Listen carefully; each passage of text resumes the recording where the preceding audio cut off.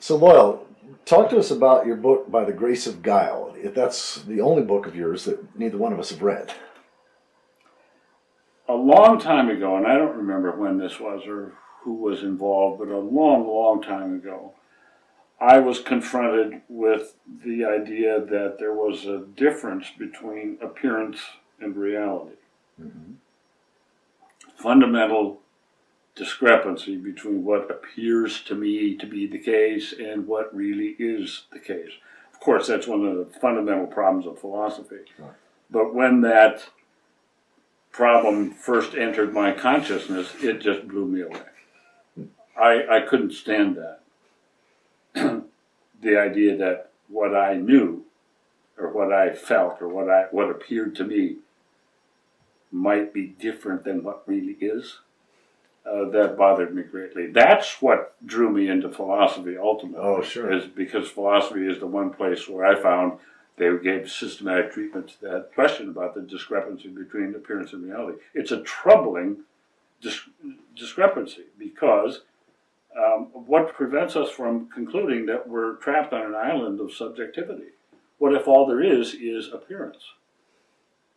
What if there isn't any reality? We have no way to get from appearance to reality. So all we have is appearance. This bothered the heck out of Kant.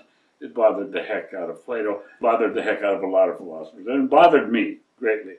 So this question about the discrepancy between appearance and reality has sort of been right in my bones. I mean, it's been echoing away in the back of my mind constantly. Eventually, I thought, okay, I'm going to address this. I mean, this was a problem, right? And that's the way I work. I find a problem, then I scratch my head and try to figure out a way to think about that problem. So that's what this book is. And I think what immediately brought me to this is that I've been doing a lot of reading in biology and in evolutionary biology, evolutionary theory, and came across all these examples of animals and plants that had adaptations that were, in my view, deceptive. What appears is not the reality, okay? And so I thought, it may be the case that this dynamic of deception is a fundamental dynamic in the process of evolution. And if that's the case, we need to kind of explore that systematically and try to make the argument that evolution is in part driven by the dynamics of deception. And of course, it didn't take long at all to discover that nature provides a niche at every level in the organization of life. Nature provides niches for deceivers. And it provides niches for perceivers.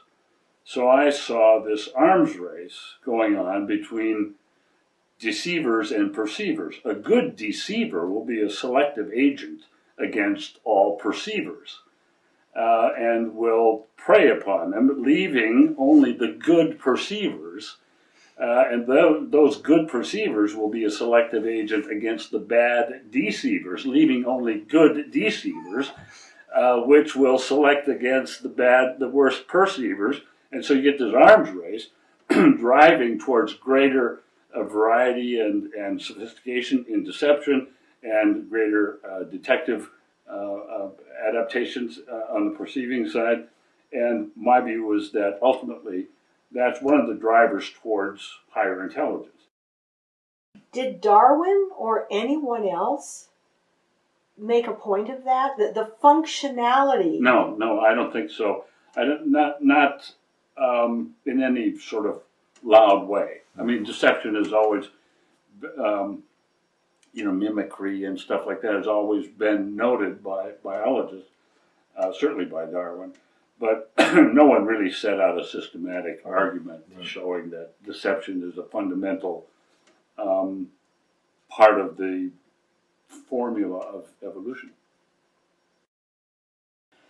At the same time, there was rolling around in my mind this phenomenon of the culture wars. And there were the postmodernists who were saying that everything is culturally conditioned, culturally constructed. Science is just one variation. Every culture has its own science, and it was a sort of radical relativism coming along with postmodernism, and that bothered me some because I was convinced that Western science was better than, I don't know, Antarctic science or subterranean science or whatever other versions of science there might be. And so I was, in some sense, a realist, more of a realist than the postmodernist, and I wanted to enter into that conversation, which I thought was leading us to nihilism. Well, and of course I had been reading a lot of Nietzsche, and that was Nietzsche's whole notion, is that the rise of modern science, the sort of decline of religion, encourages nihilism. And radical relativism, everybody's got their own version of reality, that too will lead to radical relativism and ultimately nihilism, if there is no final truth, but just many, many, many, many, many variations of it. What about your concern for the ecological health of the planet? Did it worry you that it was going to hurt the planet? Yeah, that was part of it too. And there's something in there about reissuing a new myth, and it would have to be a biocentric myth. I was really concerned about the planet. Because if everything is relative, then the naysayers have all the authority of the yay-sayers, and so how do you resolve these differences? If there is no court of appeals in reality to resolve differences, then you're going to resolve differences by volume and force. You just start shouting and hitting, and you win your arguments that way, rather than going to some sort of evidence.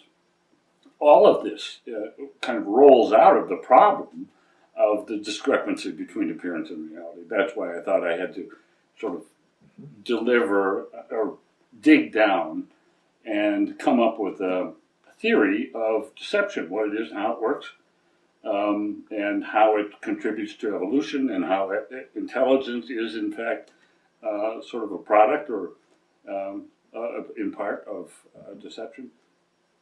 I started out with the focus on deception in history, that much of our history shows us that we've been motivated by a fear of being deceived or getting it wrong or being hoodwinked or being cheated at or something stolen from us. And so a lot of our historical record is here's the record of people that were afraid of being deceived.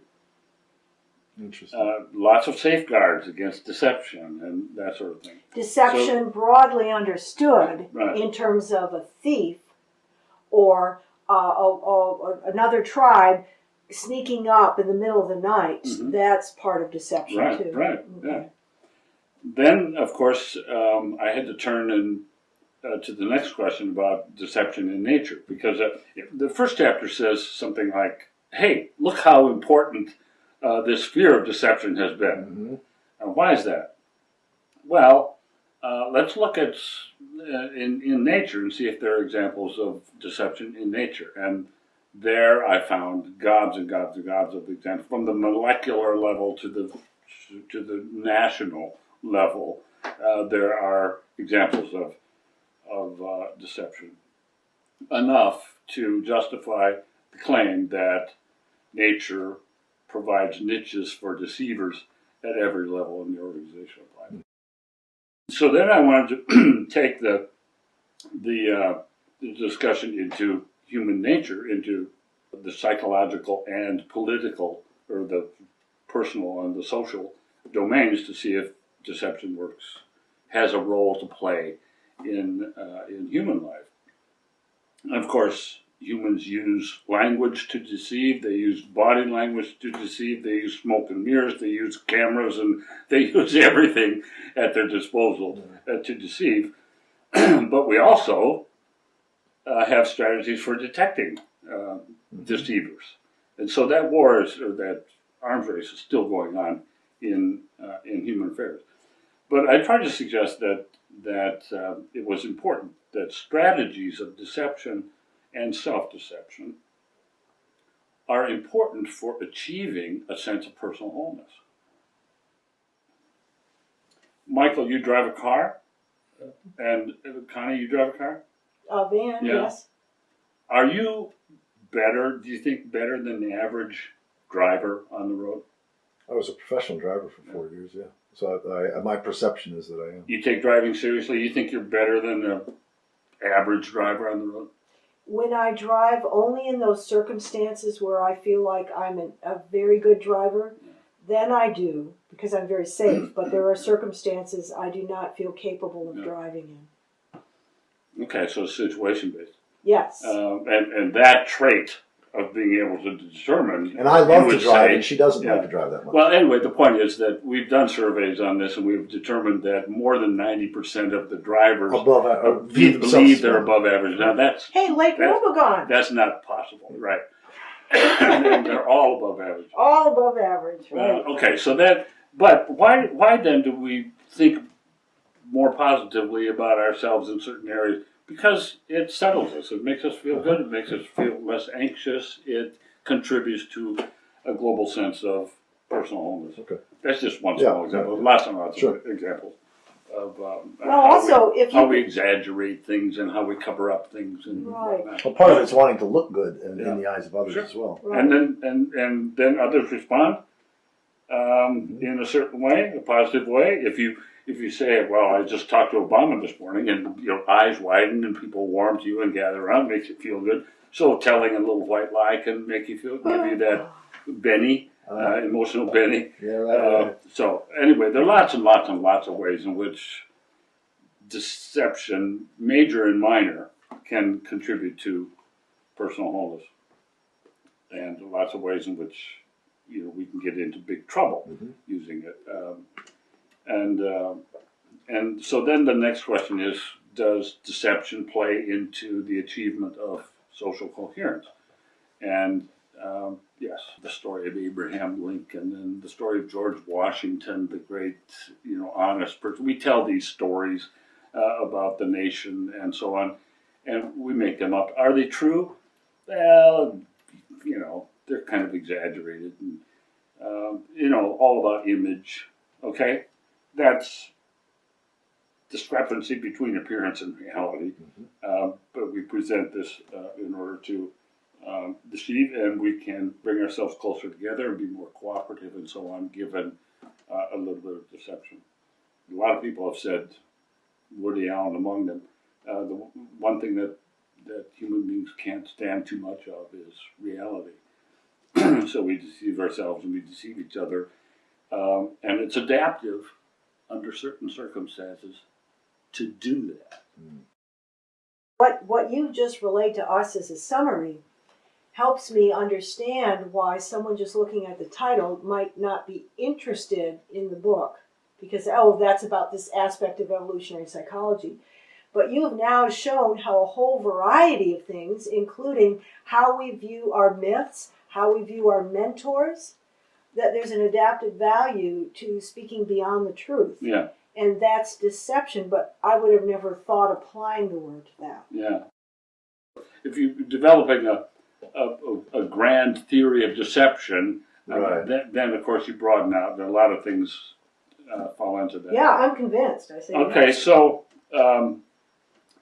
So then we have the postmodernists coming along saying, in fact, if you don't mind, I think I can find a blurb right here at the beginning. I looked at this last night, which sort of sets it out.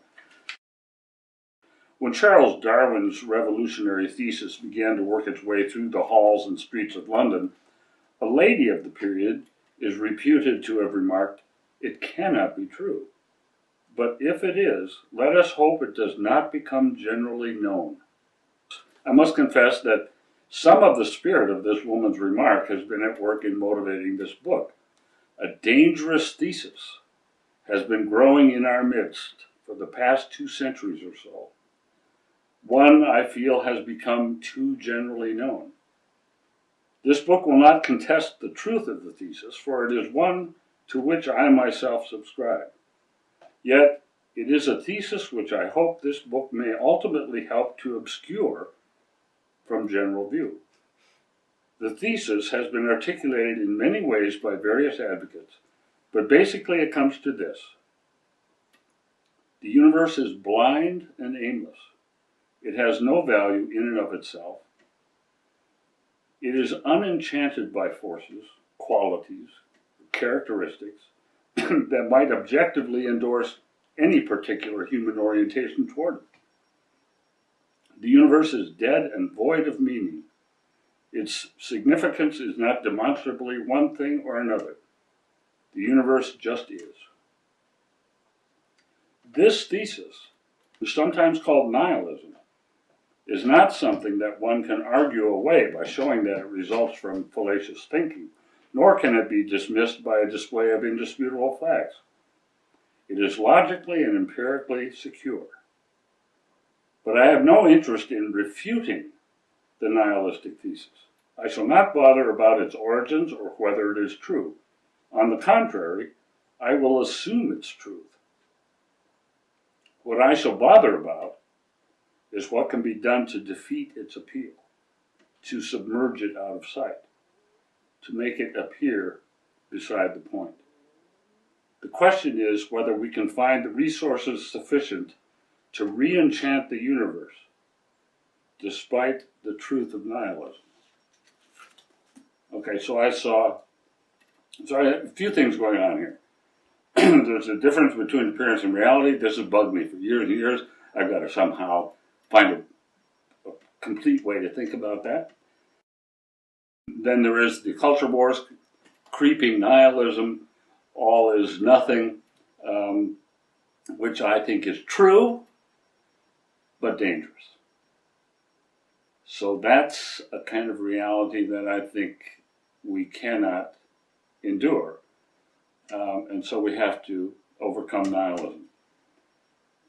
That whole business got me into a lot of trouble, because there is at some point in here where I'm talking about nihilism and I basically say, okay, it's true, nihilism is true, there is no meaning, there is no stuff. But, so there is no story that is told by nature, it's told by us. And so that's where the noble lie comes in. There is no final truth. There is no truth that's been authorized by reality, no truth that's been authorized by nature, no truth that has been told by God.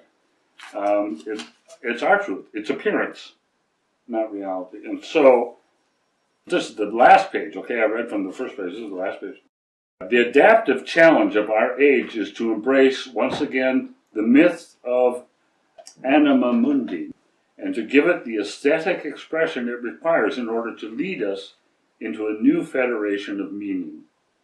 The myth has been absent too long, and we have learned the hard way that the earth dies in the noxious gases of supernaturalist theologies, foundational philosophies, and positivist science. But the truth of nihilism has buried these notions at long last, and it is now for us to thank the nihilists respectfully and to send them on their way. We have a story to tell. Biocentrism is your story and mine. It is everybody's story.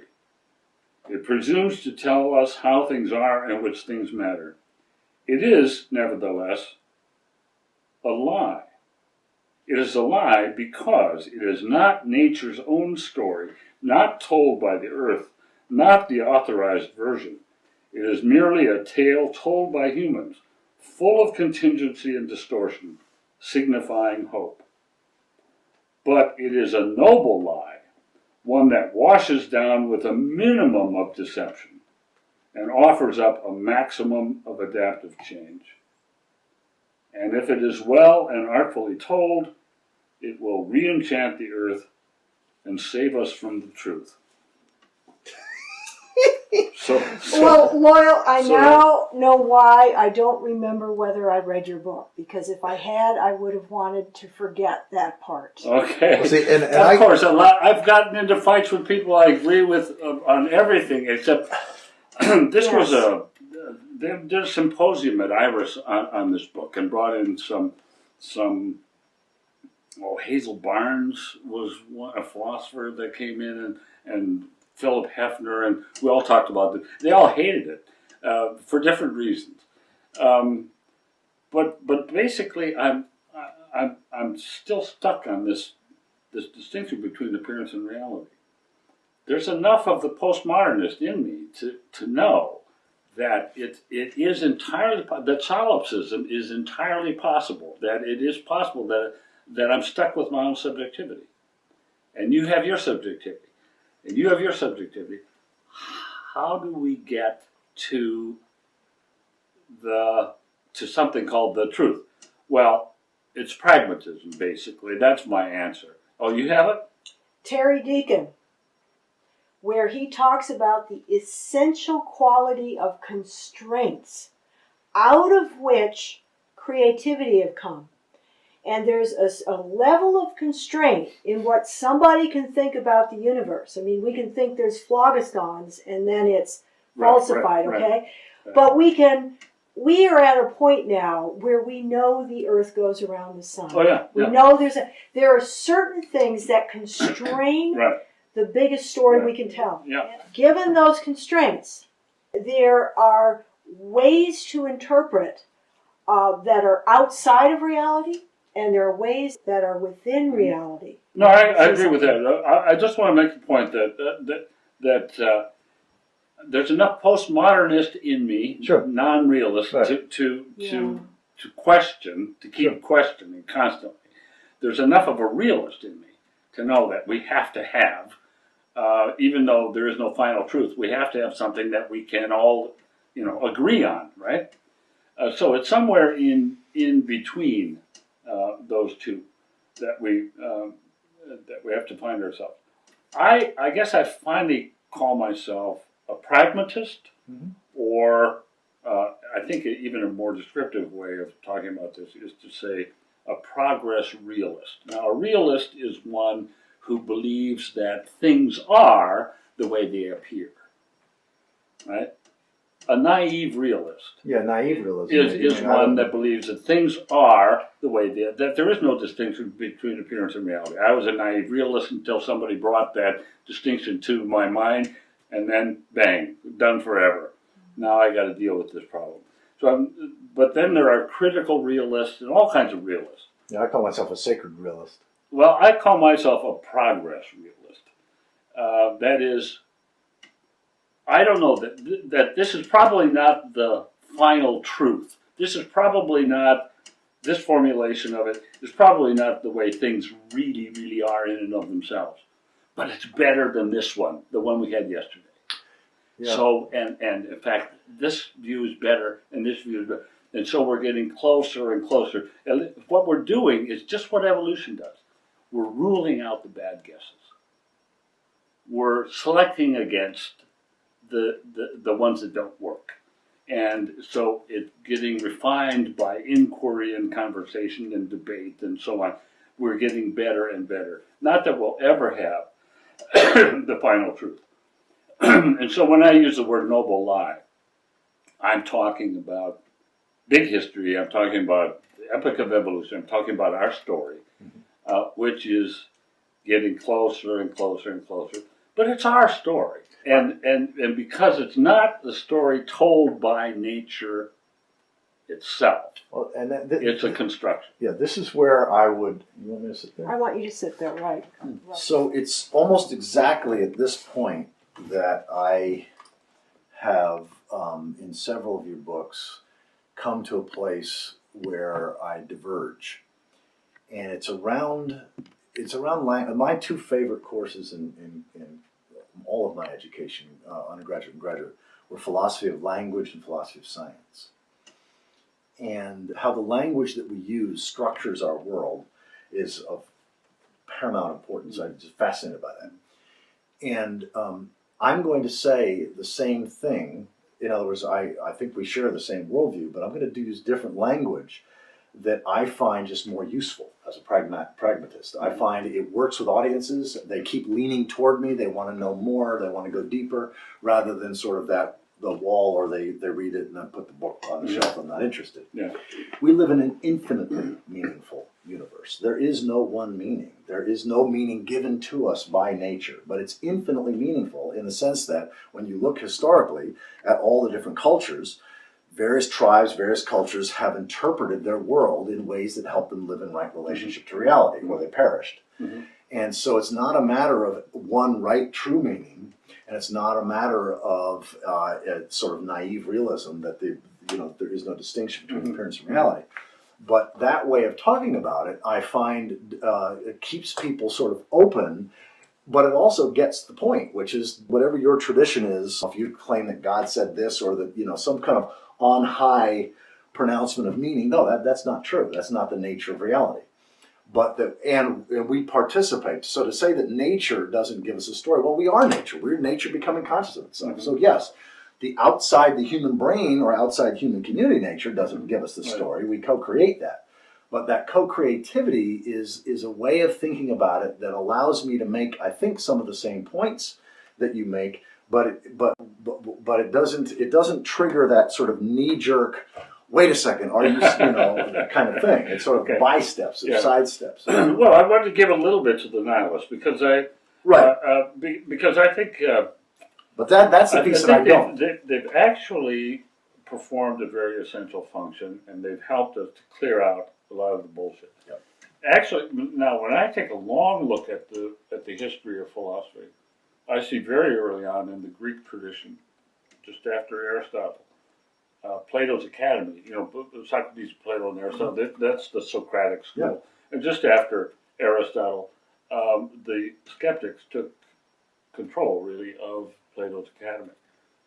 And there was this radical skepticism that came in and helped sweep aside some of the more insane doctrines that were, and so even Plato's work and Aristotle, all this was questioned. Radical skepticism clears the field. It's like a fire that used to go across these prairies out here, mm-hmm. and every once in a while, and clear out things so that we could get new growth. Mm-hmm.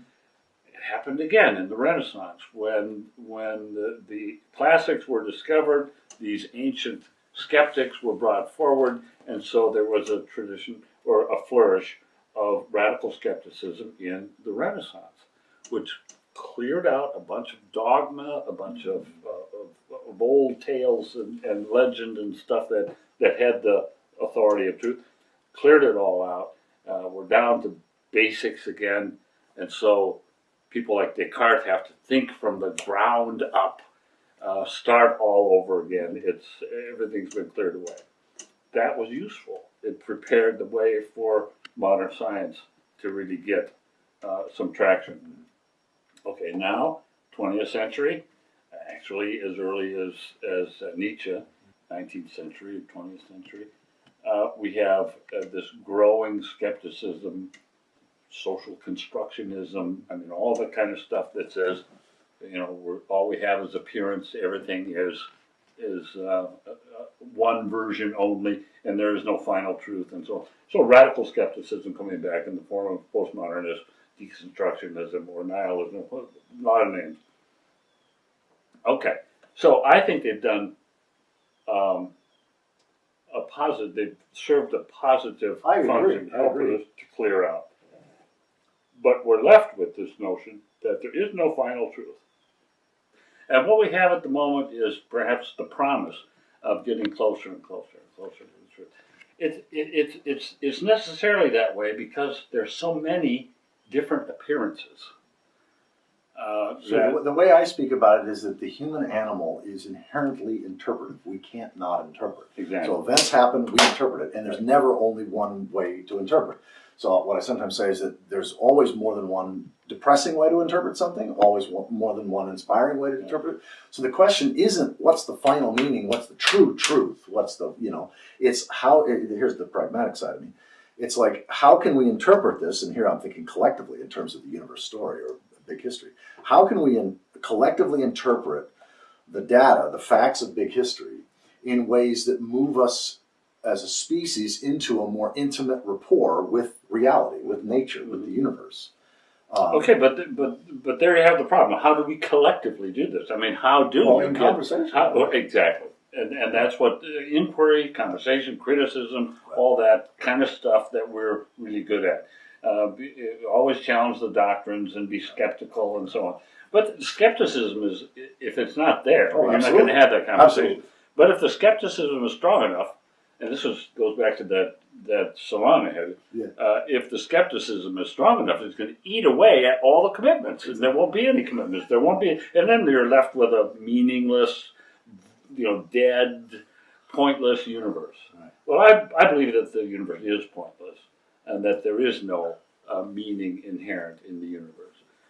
Isn't there a third option Yes. between Yes. pointless and meaningful versus, in hindsight, there was a dynamic trajectory that seemed from the very initial conditions to have built in from the start, and we happen, because we're intelligent beings, we happen to be in a position in the universe where we can see how this has led through, not necessarily to us, but I would say it's a far better assumption now that planets are inevitable.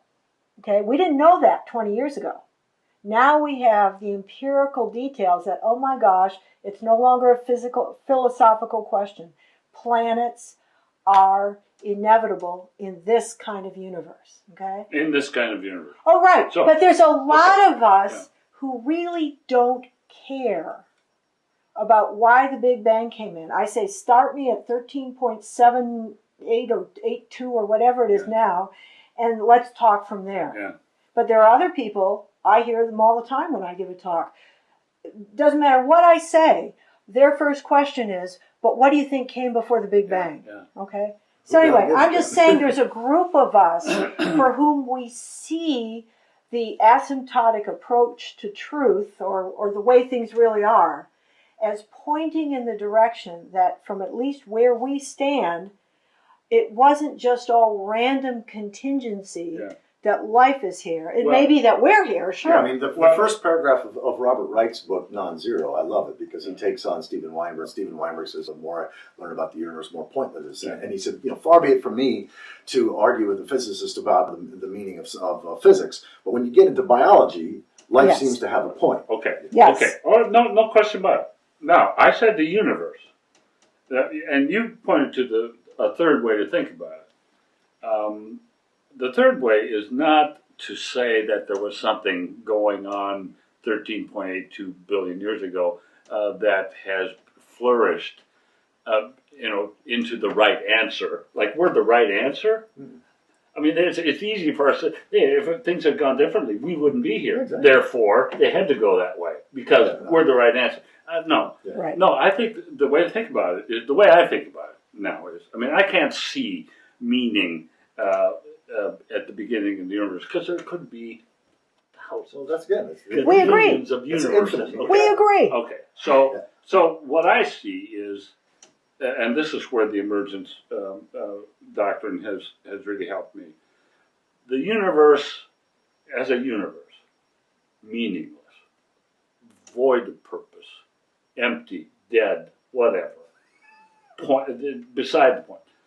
It's like a bus. But you're making it. It's like a bus that's just randomly careening in open space. And has no meaning, no purpose, no destination, no map, no agenda. But there are things on the bus that can go forward or back or sideways. You can, in order to, purpose, there are purposeful beings on the bus. And that's us. So that there was no. I remember you asked me this years ago about meaning, about human beings looking for meaning or something, and I said that we were the meaning makers. Yeah, yeah. Okay, so before there were living systems, there was no significance at all. Nothing meant anything at all. Right, but you're all pointless. okay. But all of a sudden, not all of a sudden, but gradually, there were living systems. And living systems, biology, you cannot think in biology constructively without the notion of functionality. It has purpose, that's value, that's significance. That's where the universe. Now the universe doesn't get meaningful. The universe is still careening around. This is driving me crazy. There are meaningful pockets. Any physicist, where someone keeps asking them, where was time before the Big Bang? Where was space before? They would look at them with craziness and go, what are you talking about? There is no universe that isn't biology. Right? No. They would say, why do you keep asking me about where was time, where was space? It's completely, you can't even say it didn't even exist. It's like a question you don't even ask when you're standing in the field of physics. You would never even consider, where was time and space before the Big Bang? It's like irrelevant. And Michael and I feel the same way about meaning. Anyone who spends their time thinking about where was meaning, at least in this sector of the galaxy, before 3.8 billion years ago when the first life evolved, it's like, I don't even care about that debate. Okay, so we don't disagree. We don't disagree. No, I don't think we do. But to say something's meaningless is making it mean nothing. No, but wait a minute. The whole question here has to do with teleology. Yes. Teleology is, that seems to be one of the fundamental notions or categories or topics that every culture really has to figure out. In fact, I think if you want to understand a culture, or if you want to understand a philosopher, you figure out what's their position on teleology, on purposefulness. But even that's not a clear binary. It's not a binary. It's just not a clear binary. I mean, one of the things that I often say, I haven't done it in a couple of years because I'm doing a different program now, but I used to say quite a bit, is that whether you think that there is some sort of teleological end or purpose or that, or not, it doesn't matter. There are certain things that we have to agree on in order to survive. Oh, yeah, okay. No question. But I think that the question of teleology, what do we think about purpose?